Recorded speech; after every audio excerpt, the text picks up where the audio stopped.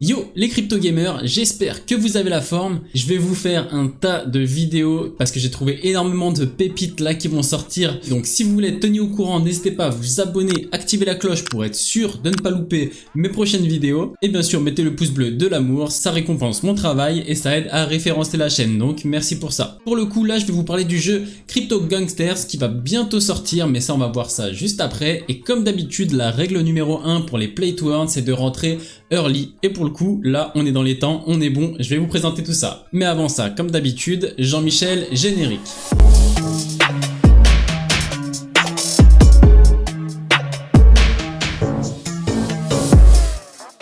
Alors let's go, nous voilà sur le site cryptogangster.me, mais quoi qu'il en soit, je mettrai ça en description pour être sûr de tomber sur le bon site et pas sur un site scam. Ici déjà on peut voir que visuellement c'est très beau, moi perso ça me plaît, l'univers gangster et tout on le ressent bien, ça c'est plutôt cool. Le jeu est sur la Binance Smart Chain et le jeton du jeu s'appelle le C-Gang. Il n'est pas encore disponible, on peut pas encore l'acheter, mais je vais vous en parler un peu plus tard dans la roadmap.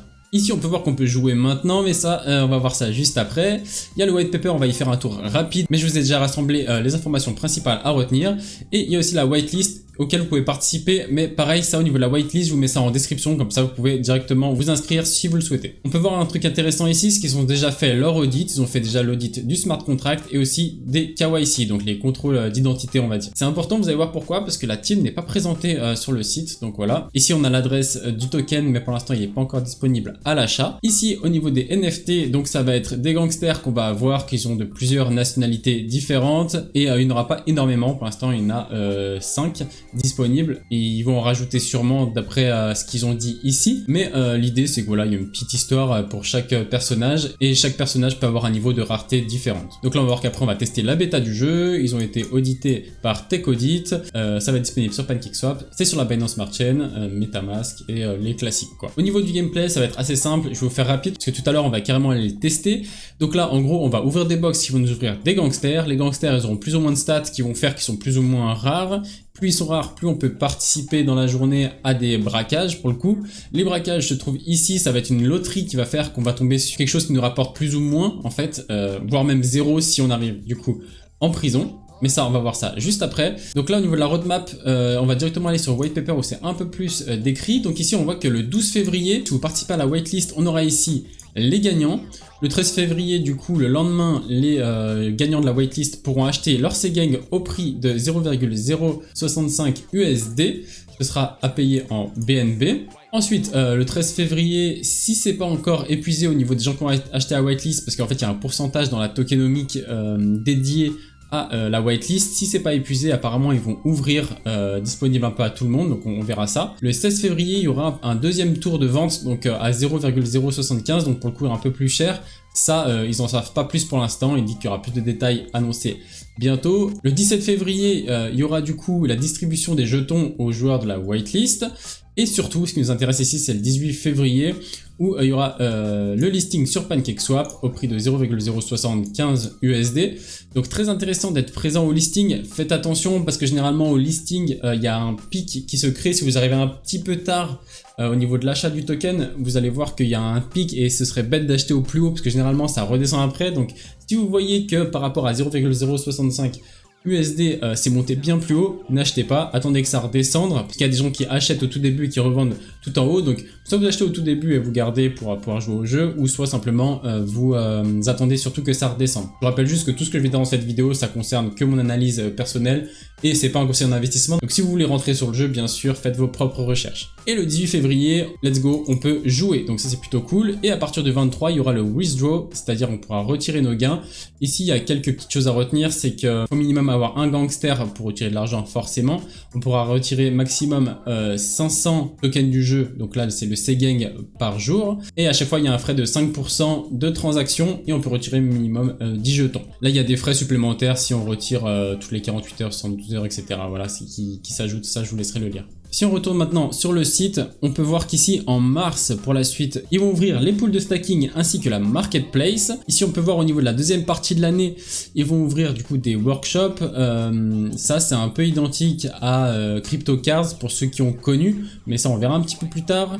Il y aura surtout du PVP mode qui peut être intéressant, des upgrades des personnages et sex listing. Donc en fait le sex listing c'est les exchanges centralisés, donc par exemple Binance, Get.io, Ucoin, etc. Donc ça peut être très intéressant. Bien sûr c'est sur la roadmap et on n'est pas sûr que ça va se faire, mais si c'est listé sur les gros exchanges comme ça centralisés, c'est plutôt cool parce qu'il va y avoir sûrement une hype autour qui va faire que ça va encore monter au niveau du token, donc plutôt intéressant. Ça prend avec des pincettes, hein. Dès que c'est un peu plus loin dans les roadmaps, vu la durée de vie des play to earn de manière générale, faut faire attention. Et ensuite ici, il y aura surtout un truc intéressant, c'est qu'il y aura des items, des guns, et il y aura plein de choses qui vont se rajouter, ainsi que des tournois. Pareil, à prendre avec des pincettes, on n'y est pas encore, mais ça peut être intéressant. Et ici, on pourra aussi, au début 2023, acheter des lands, donc des parties du métaverse du jeu. Au niveau de la tokenomique, rien de spécial, 51% au niveau du play to earn, donc la pre-sale c'est 4% du token, 8% sur la public sale. Surtout ce que j'aime regarder, c'est au niveau des advisors, ils prennent 4% et au niveau de la team, ils prennent 10%. Donc si on met les deux ensemble, ça fait 14%. C'est pas énorme. Généralement, ça tourne autour des 20% pour la team. Là, on voit que c'est inférieur, donc c'est plutôt cool. Maintenant, on va regarder un petit peu les NFT qu'on peut avoir dans le jeu, les différentes raretés, etc. Donc ici, dès que vous allez ouvrir votre gangster, votre premier gangster, ce sera des box qui coûteront 500 C-Gang. Donc si vous voulez commencer le jeu, ce sera avec 500 au début. Donc ça, c'est important à prendre en compte, surtout si vous voulez acheter au listing et que vous voulez jouer au jeu. Ici, on se rend compte qu'il y a un pourcentage, du coup, comme d'habitude, pour avoir des personnages plus ou moins rares. Ici, on voit qu'il y a 40% pour les communs, 25% pour les peu communs, 15% pour les rares, 10% épiques, 8% légendaires et 2% mythiques. Juste ça, je trouve ça cool, parce qu'en général, les communs et peu communs, sur les jeux de manière générale, ça tourne, si on additionne les deux, ça tourne autour de 80%, voire 90%, si on cumule les deux. Là, pour le coup, 40 plus 25, on est à 65%, et c'est plutôt pas déconnant, ça fait qu'on peut quand même facilement avoir des rares, des épiques, etc. Donc si vous avez un peu de luck sur le tirage, ça peut être intéressant. Ensuite, chaque personnage aura des attributs. Donc en fait, il y a surtout 3 attributs à prendre en compte, c'est agilité, force et furtivité, qui vont faire que votre personnage, tout cumulé, est plus ou moins rare. C'est-à-dire que si vos stats, elles sont pourries, vous allez avoir un commun, et plus vos stats sont élevés, si on additionne les 3 stats ensemble, ça nous donne en fait la rareté du personnage, et la rareté influe sur la stamina qui est ici, où vous pourrez faire plus ou moins de braquage dans la journée. Ce qu'il faut noter surtout, c'est que regardez entre commun, peu commun, rare et épique, au niveau de l'endurance, donc au niveau de la stamina, ça change pas du tout. Donc on est à 60, on pourra faire le même nombre de runs en fait dans la journée. Par contre, dès qu'on arrive dans du légendaire ou du mythique, là on peut faire une run en plus ici et 2 runs ici par rapport aux autres. Bien sûr, les personnages que vous droppez sont des NFT, c'est pour ça qu'il y a une importance d'avoir une marketplace qui sortira dans un deuxième temps, où vous pourrez revendre ce que vous avez investi dans des box, où vous avez chopé des bons trucs que vous n'avez pas forcément besoin, bah vous pouvez revendre ça sur la marketplace, ou alors en acheter si vous avez envie de pas miser sur la chance et directement investir dans un personnage, je sais pas, épique ou légendaire. Ça peut être intéressant d'avoir la marketplace. Alors un des points négatifs que je trouve dans ce jeu, c'est au niveau de l'équipe. Si on clique ici, vous voyez qu'on n'a aucune photo, même sur le site il n'y a pas de photo, etc. Après ils ont fait les KYC, donc normalement on est bon par rapport à ça, c'est-à-dire que l'équipe existe bien vraiment, ils sont pas cachés, c'est des gens voilà, qui sont investis, etc. Au niveau des réseaux sociaux, on peut voir ici qu'ils ont un Discord avec 16 000 membres. On peut voir que sur Twitter, ils ont 13 000 membres, et sur Telegram, ils ont 9000 membres. Donc quand même une petite communauté qui est plutôt cool. Donc les réseaux sociaux sont actifs, je suis dessus, je suis ce qu'ils font, ils communiquent assez régulièrement sur le jeu. Maintenant, sans plus tarder, on va tester le gameplay du jeu, puisqu'on a accès à la bêta, ce qui est plutôt un sacré bon point positif. Au niveau des gens qui testent le jeu, c'est super bien, parce qu'on peut se rendre compte si on veut se lancer dessus ou pas, si ça nous plaît ou pas. Et de l'autre côté, au niveau de la team, ça leur permet de tester, voir si leur jeu fonctionne bien, s'il tourne bien, report des bugs pour pouvoir l'améliorer au niveau du lancement. Donc quoi qu'il en soit, les bêta tests, c'est un plus pour tout le monde. C'est parti, on va ouvrir notre premier gangster qui coûte, comme je l'ai dit tout à l'heure, 500 C-Gang. Allez, on va viser quoi? On va essayer d'avoir un petit truc épique là. On est des fous. Let's go. Allez, allez, allez. Et bah directement, on est parti sur un légendaire. Et d'ailleurs, j'ai droppé une fille qui vient de sortir. Elle est sortie là tout récemment. qui vient du Japon. Du coup, comme c'est une légendaire, elle a 75 d'endurance, ça fait qu'elle peut faire un run en plus des autres. Hein. Bon, écoutez, on est parti sur un truc assez costaud. Il nous passe pas mal quand même de faux Segang du coup, et on peut en déballer pas mal. Donc on va en faire quelques-uns, on va en faire 3 ou 4. C'est parti, est-ce que je vais avoir autant de luck que tout à l'heure? Encore un légendaire, mais c'est juste incroyable ce drop que je suis en train de faire. C'est incroyable. Allez, on enchaîne parce qu'on est bien parti. Qu'est-ce qui se passe? Qu'est-ce qui se passe sur ce jeu? Ah, voilà, là on retourne sur un ordinaire. Mais bon, on va pas se mentir, regardez, 2 légendaires de suite, c'est juste abusé. Ensuite, comment fonctionne le jeu? On va directement partir avec Yoko Yamaguchi. Donc au niveau du jeu, comme j'ai dit tout à l'heure, on va dépenser du coup 15 d'endurance. Ici c'est sur 75 parce que c'est un légendaire. Et il y aura une sorte de loterie qui va faire qu'on a plus ou moins de chances de tomber sur tel ou tel endroit. C'est-à-dire par exemple ici, ça on a 10% de chance de tomber ici sur la bijouterie qui nous rapporterait 10 Segang. Et ainsi de suite. Ici voilà, on gagne 7,5, 5 Segang, 3,5 et ici 0 et 0 puis on se fait arrêter bien sûr, et si on s'enfuit, on va commencer pour voir ce que ça donne, mais voilà. Donc voilà, là directement on a gagné 7,5 Segang, et après on peut enchaîner comme ça. C'est parti, on relance, on va voir sur quoi on va tomber cette fois. Allez, une petite bijouterie, ça serait cool. Ah non, elle est passée là, la station. Allez, on braque une station d'essence, on gagne 5 Segang. Et voilà, c'est simplement comme ça au niveau du jeu, c'est assez simple à comprendre. On peut faire bien sûr l'aventure rapide en dépensant un Segang.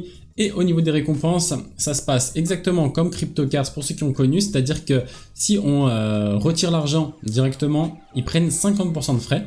Et chaque jour, ça va baisser de 10%, c'est-à-dire que si je reviens demain, ici pour retirer ce sera 40%, ainsi de suite, c'est-à-dire qu'au bout de 5 jours, vous pouvez retirer sans frais l'argent. Voilà.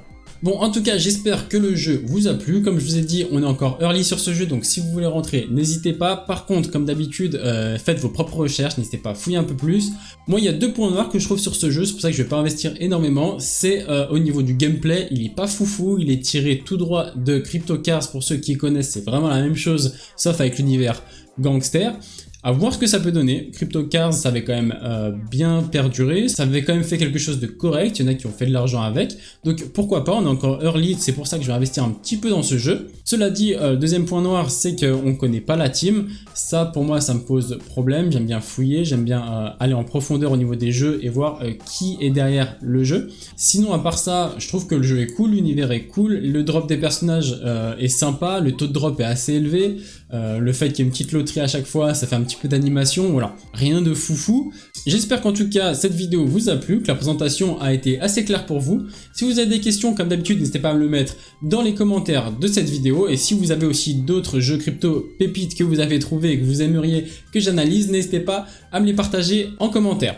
Au niveau de la chaîne, vous êtes de plus en plus à me suivre, donc n'hésitez pas, si vous voyez cette vidéo que vous avez kiffé, n'hésitez pas à vous abonner si ce n'est pas déjà fait et activer la cloche. Je vous conseille vivement d'activer la cloche parce que là il y a plein de jeux Play to Earn pépites qui arrivent. Et d'ailleurs, si vous voulez soutenir la chaîne, n'hésitez pas à mettre le pouce bleu de l'amour, ça m'aide énormément, donc merci pour ça.